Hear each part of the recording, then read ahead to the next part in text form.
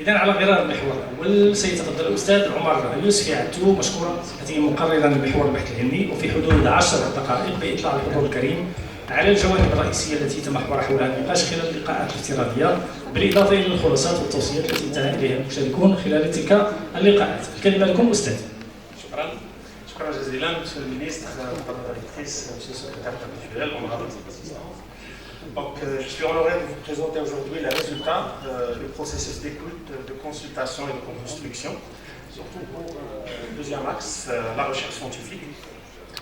Donc,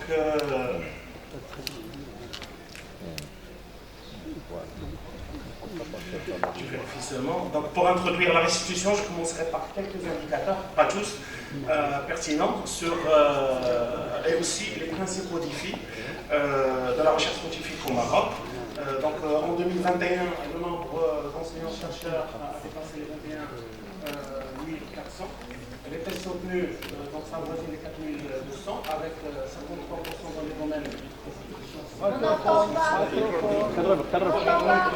le nombre de doctorants inscrits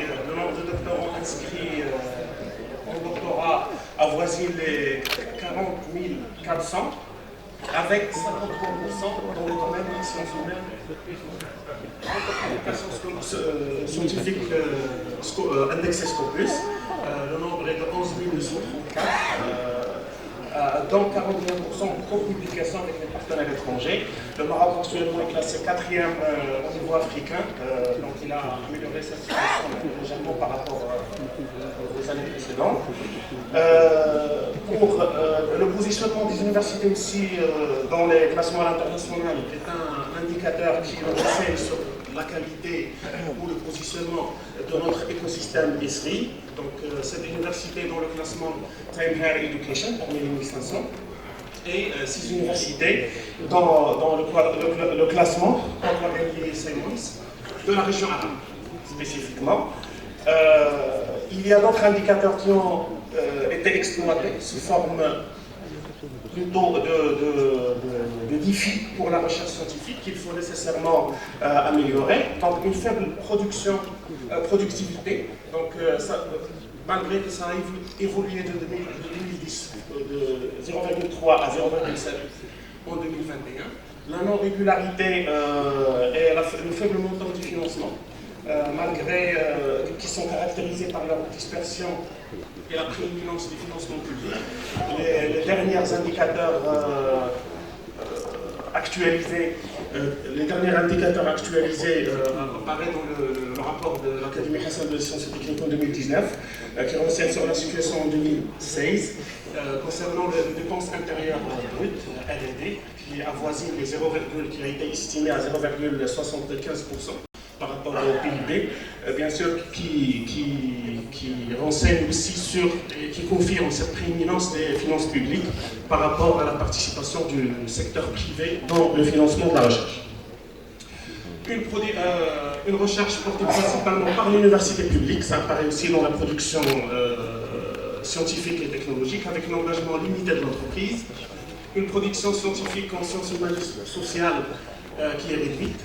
À peine 11% de la production totale. Quand on dit production totale, on parle bien sûr de ce qui est indexé, alors que les tests soutenus, comme on a vu avant, représentent 53% du total. Un mode de gestion financière lourde et peu flexible, donc tout ce qui est le cadre de gestion administrative et financière, et une faible efficacité du cycle doctoral. Je passe maintenant aux principaux résultats de l'enquête en ligne qui ressort de la consultation. Première orientation relative à la performance de la recherche scientifique.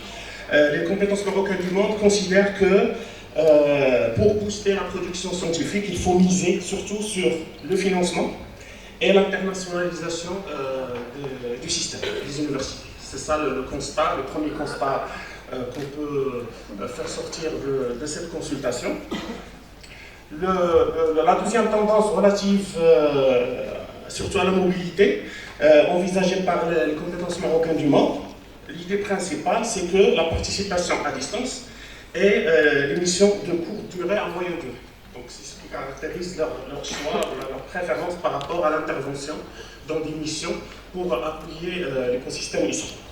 Les principales difficultés, bien sûr, qui sont exprimées, c'est l'accès à l'information, le manque d'opportunités et le cadre juridique non favorable, donc le cadre juridique qui revient toujours.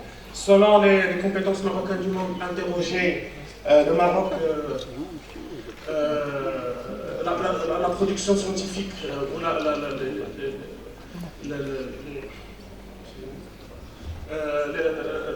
le Maroc peut se positionner au niveau international, essentiellement dans les secteurs suivants, donc par ordre d'importance: les énergies renouvelables, l'intelligence artificielle, l'agriculture, l'eau, l'industrie 4.0, les biotechnologies, l'économie bleue et la mobilité propre. Donc, mobilité propre.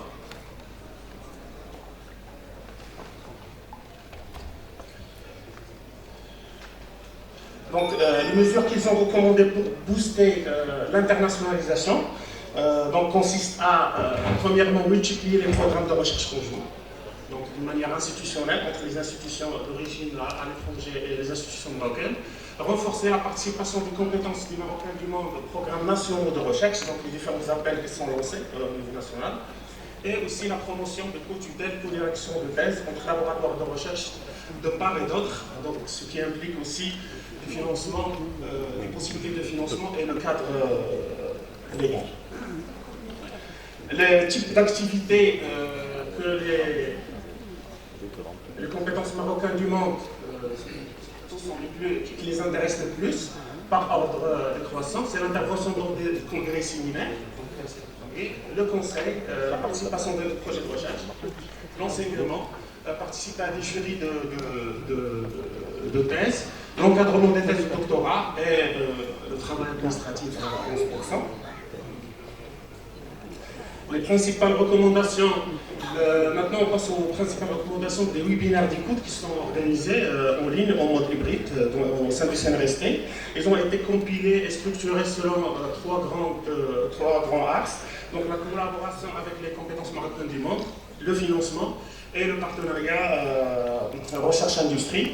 Pour la collaboration, ils ont recommandé essentiellement d'être ou de participer le long de la chaîne de valeur de la promotion de la recherche, du niveau stratégique, en passant par l'opérationnel, et aussi être impliqués dans les évaluations.